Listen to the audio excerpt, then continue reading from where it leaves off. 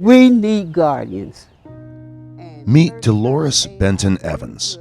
Everything changed in 2011 when we started receiving telephone calls from people who said, y'all really need to do something about Mr. Evans. Mr. Evans was her ex-husband Earl, and in 2011, even though they were divorced, they remained business partners. He and I were co-owners. We purchased all of these properties when we were married. And even though we divorced, we did not do anything about dividing up the property. It was that year, 2011, that Earl Evans began experiencing the onset of dementia.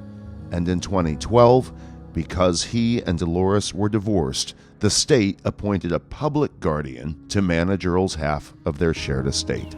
There should be some way that the court is involved so that there'll be knowledge about what is going on. Quickly, Dolores found out the public guardian wasn't managing the property well. Rent wasn't being collected, and there wasn't enough income to pay property tax and insurance. There needs to be more transparency. Dolores hired a lawyer, and they went back and forth in court for 6 years, racking up tens of thousands in legal fees. This is a list of the properties that we own. We have documented proof that the guardian's actions are not in conjunction with the best interests of the ward. It's difficult sometimes to challenge that.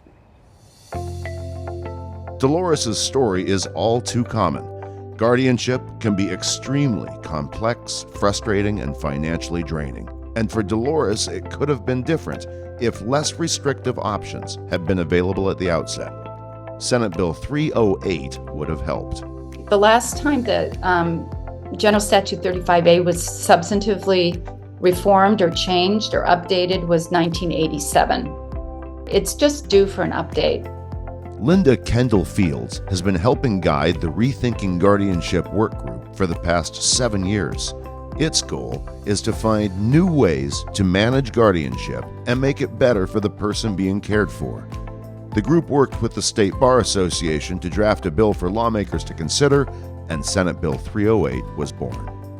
If you have choice, if you have control over your life's choices, you're going to feel empowered as an individual as opposed to having those things taken away.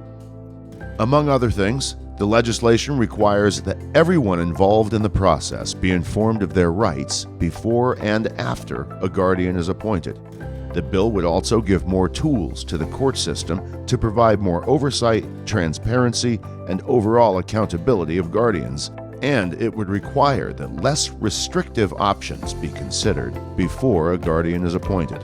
That's probably the most important message. It's really to prevent it, to prevent unnecessary guardianship. A lot of times, a petition may be filed based on how a person is acting one day or 1 week, where if there were less restrictive options that were considered before a person files for the petition, that would be wonderful.